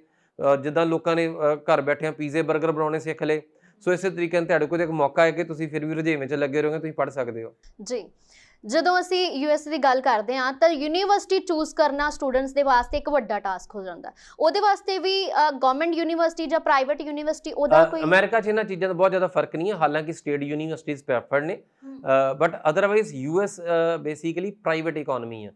ਸੋ US ਦੇ ਵਿੱਚ ਉਨੀਆਂ ਹੀ ਗੁੱਡ ਜਿਹੜੀਆਂ ਪਬਲਿਕ ਯੂਨੀਵਰਸਿਟੀਜ਼ ਦੇ ਨਾਲੋਂ ਚੰਗੀਆਂ ਪ੍ਰਾਈਵੇਟ ਯੂਨੀਵਰਸਿਟੀਜ਼ ਵੀ ਨੇ। ਸੋ US ਦੇ ਵਿੱਚ ਜਿਹੜਾ ਪ੍ਰਾਈਵੇਟ ਕਲਚਰ ਉਹ ਜ਼ਿਆਦਾ ਆ। ਸੋ ਇਸ ਕਰਕੇ ਇਹਨਾਂ ਮੁਲਕਾਂ, ਹਾਂ ਕੈਨੇਡਾ 'ਚ ਅਗਰ ਇਹ ਹੋਵੇ ਤਾਂ ਕੈਨੇਡਾ 'ਚ ਬਿਲਕੁਲ ਜੋ ਤੁਸੀਂ ਬੋਲਿਆ, ਮੈਂ ਇਹਦੇ ਨਾਲ ਬਿਲਕੁਲ ਇਤਫਾਕ ਰੱਖਦਾ ਕਿ ਤੁਹਾਨੂੰ ਸਿਰਫ ਤੇ ਸਿਰਫ ਪਬਲਿਕ ਕਮਿਊਨਿਟੀ ਕਾਲਜ ਵਿੱਚ ਹੀ ਜਾਣਾ ਚਾਹੀਦਾ, ਬਿਕੋਜ਼ ਵਰਕਿੰਗ ਰਾਈਟਸ ਉਹਦੇ ਨਾਲ ਤੈਅ ਹੁੰਦੇ ਆ। ਸੋ ਅਮਰੀਕਾ 'ਚ ਇੱਦਾਂ ਦਾ ਲੈ ਕੇ ਕੋਈ ਮਿੱਥ ਨਹੀਂ ਆ। ਹਾਂ, ਤੁਸੀਂ ਰੈਂਕਿੰਗ ਵੇਖ ਸਕਦੇ ਹੋ, ਯੂਨੀਵਰਸਿਟੀ ਚੰਗੀ ਯੂਨੀਵਰਸਿਟੀ ਅਗਰ, ਬਿਕੋਜ਼ ਚੰਗੀ ਯੂਨੀਵਰਸਿਟੀ ਚੰਗਾ ਪ੍ਰੋਫਾਈਲ ਲਏਗੀ। ਜੀ, top ranking university top ranking students ਲਏਗੀ, ਬਿਕੋਜ਼ ਉਹਨੇ ਆਪਣਾ ਵੀ ਸਟੇਟਸ ਬਣਾ ਕੇ ਰੱਖਣਾ ਹੈ। ਬਿਲਕੁਲ। ਸੋ ਚੰਗੇ ਪ੍ਰੋਫਾਈਲਸ ਚੰਗੀਆਂ ਯੂਨੀਵਰਸਿਟੀ ਜਾ ਸਕਦੇ ਆ, ਨਾਰਮਲ ਪ੍ਰੋਫਾਈਲਸ ਨੂੰ ਵੀ ਇੱਥੇ ਯੂਨੀਵਰਸਿਟੀ ਸਾਰੀਆਂ ਆਲਮੋਸਟ ਅਸੈਪਟ ਕਰ ਲੈਂਦੀਆਂ ਨੇ। ਜੀ, ਜੇ ਅਸੀਂ ਯੂਨੀਵਰਸਿਟੀ ਲੈਟਰ ਦੀ ਗੱਲ ਕਰੀਏ ਤਾਂ ਯੂਨੀਵਰਸਿਟੀ ਲੈਟਰ I-20 ਜਿਹਨੂੰ ਕਹਿੰਦੇ ਨੇ, ਉਹਦੇ ਬਾਰੇ ਸਾਨੂੰ ਦੱਸੋ, ਉਹ ਹੈ ਕੀ ਹੈ ਤੇ ਪਹਿਲਾਂ ਡਾਕ ਰਾਹੀਂ ਆਉਂਦਾ ਸੀ ਤੇ ਉਹਦਾ ਸਿਸਟਮ ਕੀ ਹੈ ਹੁਣ? ਅਸਲ 'ਚ ਬੇਸਿਕਲੀ ਕੀ ਹੈ ਕਿ I-20 is the final letter ਜਿਹੜੀ ਸਟੂਡੈਂਟ ਨੂੰ ਅੰਬੈਸੀ ਜਿਹੜੀ ਸਟੂਡੈਂਟ ਨੂੰ ਯੂਨੀਵਰਸਿਟੀ ਤੋਂ ਆਉਂਦੀ ਹੈ ਔਰ ਇਹੀ ਲੈ ਕੇ ਅੰਬੈਸੀ ਜਾਣਾ ਹੈ। US ਵਿੱਚ ਬਾਕੀ ਕੰਟਰੀਜ਼ ਵਾਂਗੂ ਜਿੱਦਾਂ ਤੁਹਾਨੂੰ ਪਹਿਲਾਂ ਆਫਰ ਲੈਟਰ ਆਉਂਦੀ ਹੈ, ਤੁਸੀਂ ਫੀਸ ਪੇ ਕਰਦੇ ਹੋ, ਇਦਾਂ ਨਹੀਂ ਹੈਗਾ ਜੀ। ਇੱਥੇ ਤੁਸੀਂ ਅਪਲਾਈ ਕੀਤਾ ਐਡਮਿਸ਼ਨ ਲਈ, ਤੁਹਾਡੀ ਐਡਮਿਸ਼ਨ ਜੇ ਹੋਏਗੀ ਤੈਨੂੰ I-20 ਆ ਜਾਏਗੀ। I-20 is the final letter ਜਿਹੜੀ ਅੰਬੈਸੀ ਲੈ ਕੇ ਜਾਣੀ ਹੈ ਔਰ ਇਕਲੌਤੀ ਇਹੀ ਹੈ। ਔਰ ਅਗਰ ਤੁਹਾਨੂੰ ਨਹੀਂ ਆਈ ਤੈਨੂੰ ਰਿਜੈਕਸ਼ਨ ਲੈਟਰ ਆ ਜਾਏਗੀ। ਔਰ US ਦਾ ਕੀ ਤਰੀਕਾ ਕੀ ਹੈ ਕਿ US ਬੇਸਿਕਲੀ ਡਾਇਰੈਕਟ ਸਟੂਡੈਂਟ ਨਾਲ ਕਮਿਊਨੀਕੇਟ ਕਰਦਾ ਹੈ। ਸੋ ਯੂਨੀਵਰਸਿਟੀ ਦੀ ਐਡਮਿਸ਼ਨ ਪਾਈ, ਚਾਹੇ ਤੁਸੀਂ ਪਾਈ ਚਾਹੇ ਏਜੰਟ ਨੇ ਪਾਈ, ਸੋ ਜਿਹੜੀ I-20 ਹੈ ਫਾਈਨਲੀ ਸਟੂਡੈਂਟ ਦੇ ਘਰ ਡਾਕ ਰਾਹੀਂ ਆਉਂਦੀ ਹੈ। ਬਟ ਕੋਵਿਡ ਦੇ ਸਮੇਂ ਦੌਰਾਨ ਉਹਨੂੰ ਇਲੈਕਟ੍ਰੋਨਿਕ ਮੀਡੀਅਮ ਰਾਹੀਂ ਅਗਰ ਆਇਆ, ਈਮੇਲ ਰਾਹੀਂ ਆਇਆ, ਅੰਬੈਸੀ ਹੁਣ ਅਸੈਪਟ ਕਰਨ ਲੱਗ ਪਈ ਹੈ ਜੀ। ਸੋ ਅੰਬੈਸੀ ਦੇ ਵਿੱਚ ਪਹਿਲਾਂ ਤੁਹਾਨੂੰ ਫਿਜ਼ੀਕਲ I-20 ਚਾਹੀਦੀ ਸੀ ਕਿ ਓਰੀਜਨਲ I-20 ਹੈ ਤੇ ਉਹੀ ਇਸ਼ੂ ਹੋਏਗੀ ਔਰ ਉਹੀ ਲੈ ਕੇ ਤੁਸੀਂ ਅੰਬੈਸੀ ਜਾਓਗੇ ਔਰ ਡਾਇਰੈਕਟ ਸਟੂਡੈਂਟ ਦੇ ਘਰ ਆਏਗੀ। ਔਰ ਇੱਥੇ ਹੁਣ ਉਲਟਾ ਹੋ ਗਿਆ ਕਿ ਇੱਥੇ ਅੰਬੈਸੀ ਨੇ ਪਹਿਲੀ ਵਾਰੀ ਇਹ ਕਿਹਾ ਕਿ ਅਸੀਂ ਇਲੈਕਟ੍ਰੋਨਿਕ I-20 ਅਸੈਪਟ ਕਰ ਲਾਂਗੇ। ਸੋ ਸਟੂਡੈਂਟਸ ਦਾ ਇਹਨਾਂ ਸਮਾਂ ਬਚੇਗਾ, ਬਿਕੋਜ਼ ਬਹੁਤ ਸਾਰਾ ਸਮਾਂ ਜਿਹੜਾ 15-20 ਦਿਨ, ਬਿਕੋਜ਼ ਕਈ ਸਟੂਡੈਂਟਸ ਉਹਦਾ FedEx ਦੇ ਪੈਸੇ ਜਮ੍ਹਾਂ ਨਹੀਂ ਕਰਾਉਂਦੇ, $100-150 ਦਾ ਐਕਸਟਰਾ ਲੈਂਦੀ ਯੂਨੀਵਰਸਿਟੀ, ਕੱਲੀ ਐਪਲੀਕੇਸ਼ਨ ਫੀਸ ਵੱਖਰੀ ਹੈ, ਉਹਦੀ FedEx ਦੇ ਪੈਸੇ ਵੱਖਰੇ ਆ। ਸੋ ਜਦੋਂ ਤੁਸੀਂ ਉਹ ਨਹੀਂ ਲੈਂਦੇ ਤਾਂ ਤੁਹਾਨੂੰ ਨਾਰਮਲ ਸਨੇਲ ਮੇਲ ਆਉਂਦੀ ਹੈ ਔਰ ਸਨੇਲ ਮੇਲ ਕਈ ਵਾਰੀ ਤੁਹਾਨੂੰ ਜਿਹੜੀ ਰੈਗੂਲਰ ਮੇਲ ਆ ਉਹ ਕਈ ਵਾਰੀ ਮਹੀਨਾ ਪਹੁੰਚਣ ਲੱਗ ਜਾਂਦਾ ਸੀ। ਸੋ ਸਟੂਡੈਂਟਸ ਦਾ ਟਾਈਮ ਖਰਾਬ ਹੁੰਦਾ ਸੀ। ਸੋ ਇਹ ਹੁਣ ਬਿਲਕੁਲ ਕੁਇਕ ਟਾਈਮ ਹੈ ਤੁਹਾਡੇ ਕੋਲ, ਤੁਸੀਂ ਫਟਾਫਟ ਆਪਣਾ I-20 ਇਸ਼ੂ ਕਰਵਾ ਕੇ ਤੁਸੀਂ ਅੰਬੈਸੀ ਜਾ ਸਕਦੇ ਹੋ ਔਰ ਇਹੀ ਸਮਾਂ ਆ ਕਿ ਜਿਹਦੇ ਵਿੱਚ ਤੁਸੀਂ ਇਸ ਟਾਈਮ ਅਪਲਾਈ ਕਰ ਸਕਦੇ ਹੋ। ਇੱਕ ਹੋਰ ਅਪਡੇਟ ਆ ਕਿ ਸਾਡੇ ਕੋਲ ਬਹੁਤ ਸਾਰੇ ਸਟੂਡੈਂਟਸ ਦਾ ਐਗਜ਼ਾਮ ਨਹੀਂ ਹੋਏ +2 ਵਾਲੇ ਔਰ ਉਹਨਾਂ ਦੇ ਰਿਜ਼ਲਟਸ ਆ ਗਏ ਜਾਂ ਰਿਜ਼ਲਟਸ ਕਹਿਤਾ ਕਿ ਆ ਜਾਣਗੇ ਜੀ। ਸੋ ਅਗਰ ਜਿਨ੍ਹਾਂ ਸਟੂਡੈਂਟਸ ਦੇ ਹਾਲੇ ਰਿਜ਼ਲਟਸ ਨਹੀਂ ਆਏ ਉਹ ਵੀ ਅਪਲਾਈ ਕਰਨਾ ਚਾਹੁੰਦੇ ਆ, ਉਹ ਫਾਈਨਲੀ ਸਿਰਫ ਇੱਕ ਲੈਟਰ ਲੈਣਗੇ ਆਪਣੇ ਸਕੂਲ ਤੋਂ ਜਿਹਦੇ ਵਿੱਚ ਉਹਦਾ ਪ੍ਰੋਜੈਕਟਡ ਸਕੋਰ ਦਿੱਤਾ ਜਾਏਗਾ ਜੀ, ਕਿ ਉਹਦੇ ਨਾਲ ਉਹਦੀ ਐਡਮਿਸ਼ਨ ਸ਼ੁਰੂ ਹੋ ਜਾਏਗੀ। ਹਾਂ, ਜਦੋਂ ਉਹਨੇ ਫਾਈਨਲ ਜਾਣਾ ਹੈ, ਅੰਬੈਸੀ ਤੱਕ ਜਾਣਾ ਹੈ, ਬਿਕੋਜ਼ ਅੰਬੈਸੀ ਤੱਕ ਜਾਣ ਨੂੰ ਵੀ ਤੁਹਾਨੂੰ ਆਲਮੋਸਟ 15-20 ਦਿਨ ਮਹੀਨਾ ਲੱਗਦਾ ਹੈ, ਉਦੋਂ ਤੱਕ ਤੁਹਾਡੇ ਕੋਲ ਦੂਸਰੀ ਲੈਟਰ ਜਾਂ ਫਾਈਨਲ ਜਿਹੜਾ ਤੁਹਾਡੇ ਕੋਲ ਉਹ ਵੀ ਆ ਜਾਏਗਾ, ਟ੍ਰਾਂਸਕ੍ਰਿਪਟ ਆ ਜਾਏਗੀ। ਬਟ ਫॉर ਐਡਮਿਸ਼ਨ ਪਰਪਸਿਸ ਕਿਸੇ ਵੀ ਕੰਟਰੀ ਦੇ ਵਿੱਚ ਉਹ ਲੈਟਰ ਅੱਜ ਕੱਲ ਅਸੈਪਟੇਬਲ ਹੈ। So students can get a tentative letter or recommendation letter ਦੇ ਨਾਲ ਉਹ ਲੈਟਰ ਲੈ ਸਕਦੇ ਕਿ ਇਹ ਸਟੂਡੈਂਟ ਦਾ ਪ੍ਰੋਜੈਕਟਡ ਸਕੋਰ ਇੰਨਾ ਹੋਏਗਾ। ਔਰ ਵੈਸੇ ਵੀ ਮੁੜ ਕੇ ਸਕੂਲ ਵਾਲਿਆਂ ਨੇ ਲਾਉਣੇ ਆ ਜਾਂ ਕੋਈ ਨਾ ਕੋਈ ਤਰੀਕਾ ਇਦਾਂ ਹੀ ਕੱਢਣਾ ਕਿ ਜਿਹੜੇ ਪਿਛਲੇ ਜੋ ਵੀ ਤੁਹਾਡਾ ਅਕੈਡਮਿਕ ਰਿਕਾਰਡ ਆ ਉਹਦੇ ਮੁਤਾਬਿਕ ਤੁਹਾਨੂੰ ਮਾਰਕਸ ਮਿਲਣੇ ਆ। ਸੋ ਇਸ ਟਾਈਮ ਬਿਕੋਜ਼ ਬਾਕੀ ਸਭ ਚੀਜ਼ਾਂ ਅਨਸਰਟਨ ਹੈ, ਕੁਝ ਚੀਜ਼ਾਂ ਸਰਟਨ ਹੋ ਗਈਆਂ ਜਿਹਦੇ ਨਾਲ ਕਿ ਸਟੂਡੈਂਟ ਵੀਜ਼ਾ ਅਪਲਾਈ ਕਰ ਸਕਦੇ ਆ ਜੀ। ਜੇ ਅਸੀਂ ਇੰਟਰਵਿਊ ਦੀ ਗੱਲ ਕਰ ਲਈਏ ਤਾਂ ਬਹੁਤ ਸਾਰੇ ਸਟੂਡੈਂਟਸ ਨੂੰ ਇੰਟਰਵਿਊ ਸਲੋਟਸ ਨਹੀਂ ਮਿਲ ਰਹੇ, ਉਹਦੀ ਕੀ ਅਪਡੇਟ ਹੈ? ਨਹੀਂ, ਇੰਟਰਵਿਊ ਸਲੋਟਸ ਹੁਣ ਲੱਖਾਂ ਦੀ ਤਾਦਾਦ 'ਚ ਓਪਨ ਹੈ। ਇਹ ਸਾਈਟ ਕ੍ਰੈਸ਼ ਹੋ ਗਈ ਸੀ, ਮੈਂ ਦੱਸਿਆ ਇੱਕ, ਔਰ ਮੁੜ ਕੇ ਉਹਨਾਂ ਬਿਕੋਜ਼ ਪਹਿਲਾਂ ਸਟੂਡੈਂਟਸ ਦਾ ਇੱਕ ਹੋਰ ਚੀਜ਼ ਇਹਦੇ ਵਿੱਚ ਨਵੀਂ ਆਈ ਕਿ ਸਟੂਡੈਂਟ ਜਦੋਂ ਲੌਗਇਨ ਕਰਦਾ ਆ, ਬਾਰ-ਬਾਰ ਲੌਗਇਨ ਕਰਦਾ ਆ ਜੀ, ਚਾਹੇ ਸਾਈਟ ਮੇਨਟੇਨੈਂਸ ਲਈ ਡਾਊਨ ਸੀ, ਸਟੂਡੈਂਟ ਬਾਰ-ਬਾਰ ਲੌਗਇਨ ਕਰਦਾ ਆ, 3-4 ਲੌਗਇਨ ਤੋਂ ਬਾਅਦ ਉਹਦਾ ਅਕਾਊਂਟ 3 ਦਿਨ ਲਈ ਲੌਕ ਹੋ ਜਾਂਦਾ ਆ। ਓਕੇ, ਸੋ ਇਹ ਬਹੁਤ ਜ਼ਰੂਰੀ ਆ, ਬਹੁਤ ਅਹਿਮ ਆ ਕਿ ਅਗਰ ਤੁਸੀਂ ਆਪਣੀ ਅਪਾਇੰਟਮੈਂਟ ਖੁਦ ਬੁੱਕ ਕਰ ਰਹੇ ਹੋ, ਖਿਆਲ ਰੱਖੋ ਉਹਨੂੰ ਲੌਗਇਨ ਕਰੋ। ਅਗਰ ਇਮੀਡੀਏਟਲੀ ਨਹੀਂ ਮਿਲ ਰਿਹਾ ਤਾਂ ਉਹਨੂੰ ਛੱਡ ਦਿਓ ਕੁਝ ਸਮੇਂ ਲਈ ਜੀ। ਸੋ ਜਿਹੜੀਆਂ ਤੁਸੀਂ ਲਗਾਤਾਰ ਅਟੈਂਪਟਸ ਕਰਦੇ ਹੋ ਉਹ ਤੁਹਾਡਾ ਅਕਾਊਂਟ 3 ਦਿਨ ਲਈ ਬਲੌਕ ਹੋ ਜਾਏਗਾ। ਸੋ ਇਸ ਕਰਕੇ ਅਗਰ ਤੁਸੀਂ ਇਸ ਸਮੇਂ ਤੇ ਸਹੀ ਟਾਈਮ ਤੇ ਅੰਬੈਸੀ ਜਾਣਾ ਚਾਹੁੰਦੇ ਹੋ ਤੇ ਥੋੜਾ ਜਿਹਾ ਸੰਯਮ ਤੋਂ ਕੰਮ ਲਓ, ਬਿਕੋਜ਼ ਅੰਬੈਸੀ ਨੇ ਵੀ ਇਸ ਟਾਈਮ ਕੀਤਾ ਕੀ ਆ ਕਿ ਸਟੇਡੀਅਮ ਨੂੰ 2x2 ਦਾ ਦਰਵਾਜ਼ਾ ਲਾਇਆ। ਸੋ ਬਹੁਤ ਵੱਡਾ ਰਸ਼ ਹੈ, ਸੋ ਇਸ ਕਰਕੇ ਥੋੜੀ ਬਹੁਤ ਭਗਦੜ ਵਾਲਾ ਮਸਲਾ ਬਣਿਆ ਹੋਇਆ। ਸੋ ਉਮੀਦ ਆ ਕਿ ਥੋੜੇ ਸਮੇਂ ਤੱਕ ਅੰਬੈਸੀ ਰੈਗੂਲਰ ਅਪਾਇੰਟਮੈਂਟਸ ਦੇ ਉੱਪਰ ਆ ਜਾਏਗੀ, ਬਟ ਆਹ 2 ਮਹੀਨੇ ਸਟੂਡੈਂਟਸ ਨੂੰ ਗਵਾਉਣੇ ਬਿਲਕੁਲ ਨਹੀਂ ਚਾਹੀਦੇ। ਜਿੱਥੇ ਸਟੂਡੈਂਟਸ ਨੂੰ ਹੁੰਦਾ ਹੈ ਕਿ ਅਸੀਂ USA ਇੱਕ ਵਾਰ ਚਲੇ ਜਾਈਏ, ਉੱਥੇ ਕਈਆਂ ਹੋਰਾਂ ਨੂੰ ਵੀ ਹੁੰਦਾ ਹੈ, ਵੱਡਿਆਂ ਨੂੰ ਹੁੰਦਾ ਅਸੀਂ ਬਿਜ਼ਨਸ ਕਰ ਲਈਏ, ਉੱਥੇ ਜਾ ਕੇ ਕਮਾਉਣਾ ਸ਼ੁਰੂ ਕਰ ਦਈਏ, ਉਹਦੇ ਵਾਸਤੇ ਵੀ ਕੋਈ ਗਾਈਡਲਾਈਨਸ ਆਈਆਂ ਨੇ? ਨਹੀਂ, US ਨੇ ਫਿਲਹਾਲ ਜਿਹੜੀ ਸਟੂਡੈਂਟ ਕੈਟਾਗਰੀਜ਼ ਨੇ ਜਾਂ ਜਿਹੜੀਆਂ ਵਰਕਿੰਗ ਹੈ H1 H4 J1 F1 ਇਹੀ ਕੈਟਾਗਰੀਜ਼ ਵਿੱਚ ਅਪਾਇੰਟਮੈਂਟਸ ਨੇ। ਬੇਸਿਕਲੀ ਉਹ ਐਕਸਚੇਂਜ ਸਟੂਡੈਂਟਸ ਆ ਔਰ ਇਹ F1 ਜਿਹੜਾ ਰੈਗੂਲਰ ਸਟੂਡੈਂਟਸ ਆ। ਸੋ ਸਟੂਡੈਂਟ ਤੁਸੀਂ ਮਤਲਬ ਆਸਾਨ ਤਰੀਕੇ ਨਾਲ ਦਰਸ਼ਕ ਸਮਝ ਸਕਦੇ ਨੇ ਕਿ ਇਸ ਟਾਈਮ ਸਿਰਫ ਤੇ ਸਿਰਫ ਸਟੂਡੈਂਟਸ ਦਾ ਟਾਈਮ ਆ, ਬਾਕੀਆਂ ਨੂੰ ਹਾਲੇ ਥੋੜਾ ਸਮਾਂ ਲੱਗੇਗਾ। ਅੰਬੈਸੀ ਨੇ ਬਹੁਤ ਕਰੋੜ ਕੇ ਕਿਹਾ ਹੈ ਕਿ ਸਟੂਡੈਂਟ ਵੀਜ਼ਾ ਇਸ ਟਾਈਮ ਸਾਡੀ ਟਾਪ ਮੋਸਟ ਪ੍ਰਾਇੋਰਟੀ ਰਹੇਗਾ ਜੀ, ਔਰ ਆਬਵੀਅਸਲੀ ਵੀਜ਼ਾ ਗ੍ਰਾਂਟਸ ਦੇ ਵਿੱਚ ਵੀ ਇਹ ਟਾਪ ਮੋਸਟ ਪ੍ਰਾਇੋਰਟੀ ਰਹੇਗਾ ਜੀ। ਜਦੋਂ ਸਟੂਡੈਂਟਸ ਨੇ ਜਾਣਾ ਹੁੰਦਾ ਹੈ ਤਾਂ ਸਭ ਤੋਂ ਪਹਿਲਾਂ IELTS ਟੈਸਟ ਦੀ ਗੱਲ ਆਉਂਦੀ ਹੈ।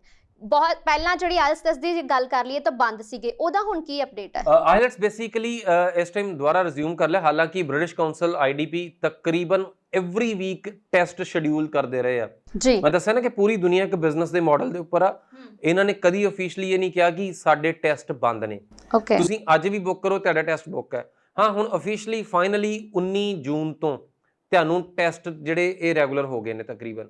ਸੋ ਬਹੁਤ ਸਾਰੇ ਜਿਹੜੇ ਸਿਟੀਜ਼ ਆ ਉੱਥੇ ਟੈਸਟ ਕੰਡਕਟ ਕਰਨੇ ਸ਼ੁਰੂ ਕਰਤੇ ਆ, ਹੌਲੀ ਹੌਲੀ ਹੋਰ ਸਿਟੀਜ਼ ਦੀ ਐਡ ਆਨ ਨਾਲ ਕਰੀ ਜਾਂਦੇ ਨੇ। ਫਿਲਹਾਲ ਤੁਸੀਂ ਜਲੰਧਰ, ਜਿਹੜੇ ਮੇਨ ਸਿਟੀਜ਼ ਨੇ ਜਲੰਧਰ, ਚੰਡੀਗੜ੍ਹ ਵਰਗੇ ਜਿਹੜੇ ਮੇਨ ਸਿਟੀਜ਼ ਨੇ, ਅੰਮ੍ਰਿਤਸਰ, ਇਹਨਾਂ ਦੇ ਵਿੱਚ ਤਕਰੀਬਨ ਟੈਸਟ ਰੈਗੂਲਰ ਹੈ। ਸੋ ਆਇਲਟਸ ਦਾ ਟੈਸਟ ਤੁਸੀਂ ਕਦੇ ਵੀ ਬੁੱਕ ਕਰ ਸਕਦੇ ਹੋ ਜੀ। ਕੈਨੇਡਾ ਨੇ ਇੰਡੀਆ ਪਾਕਿਸਤਾਨ ਦੀਆਂ ਫਲਾਈਟਸ ਜਿਹੜੀਆਂ ਨੇ ਬੰਦ ਕੀਤੀਆਂ ਪਈਆਂ ਨੇ, ਪਰ ਇੰਡੀਅਨਸ ਜਿਹੜੇ ਨੇ ਉਹ ਕਿਸੇ ਨਾ ਕਿਸੇ ਤਰੀਕੇ ਕੋਈ ਨਾ ਕੋਈ ਖੋਜ ਕਰ ਲੈਂਦੇ ਨੇ, ਉਹਦੇ ਬਾਰੇ ਕੀ ਅਪਡੇਟ ਹੈ? ਬੇਸਿਕਲੀ ਬਿਲਕੁਲ ਜੋ ਤੁਸੀਂ ਕਿਹਾ ਵੀ ਇਹ ਕਾਰਡ ਹੀ ਹੈ ਇੱਕ ਤਰੀਕੇ ਦੀ। ਕੈਨੇਡਾ ਲਈ ਇੰਡੀਆ ਪਾਕਿਸਤਾਨ ਤੋਂ ਡਾਇਰੈਕਟ ਫਲਾਈਟਸ ਬੰਦ ਨੇ ਜੀ। ਹਾਂ, ਇਹਨੂੰ ਧਿਆਨ ਨਾਲ ਸੁਣੋ ਕਿ ਡਾਇਰੈਕਟ ਫਲਾਈਟ ਬੰਦ ਨੇ, ਇਨਡਾਇਰੈਕਟ ਬੰਦ ਨਹੀਂ ਹੈ ਜੀ। ਸੋ ਸਟੂਡੈਂਟਸ ਨੇ ਅਲੱਗ-ਅਲੱਗ ਰੂਟ ਲੱਭੇ ਹੋਏ ਆ, ਕੋਈ ਵਾਇਆ ਕਤਰ ਜਾ ਰਿਹਾ, ਕੋਈ ਵਾਇਆ ਇਥੋਪੀਆ ਜਾ ਰਿਹਾ, ਕੋਈ ਵਾਇਆ ਮੈਕਸੀਕੋ ਜਾ ਰਿਹਾ। ਸੋ ਸਟੂਡੈਂਟਸ ਜਾ ਰਹੇ ਨੇ ਲਗਾਤਾਰ ਕੈਨੇਡਾ ਦੇ ਵਿੱਚ, ਬਿਕੋਜ਼ ਕੈਨੇਡਾ ਨੇ ਵੀਜ਼ਾ ਪ੍ਰੋਸੈਸਿੰਗ ਨਹੀਂ ਰੋਕੀ ਸੀ। ਹਾਂ, ਕੈਨੇਡਾ ਦੇ ਵਿੱਚ ਜਿਹੜਾ ਹੁਣ ਦੇ ਸਮੇਂ ਦੇ ਵਿੱਚ ਥੋੜੀ ਬਹੁਤ ਬ੍ਰੇਕ ਹੈਗੀ ਆ। ਅਪਾਇੰਟਮੈਂਟਸ ਜਿਹੜੀਆਂ ਤੁਸੀਂ ਅੰਬੈਸੀ ਫਾਈਲ ਲਾਉਣੀ ਉਹ ਲੱਗ ਜਾਏਗੀ, ਤੁਸੀਂ ਐਡਮਿਸ਼ਨ ਕਰਾਉਣੀ ਲੱਗ ਜਾਏਗੀ।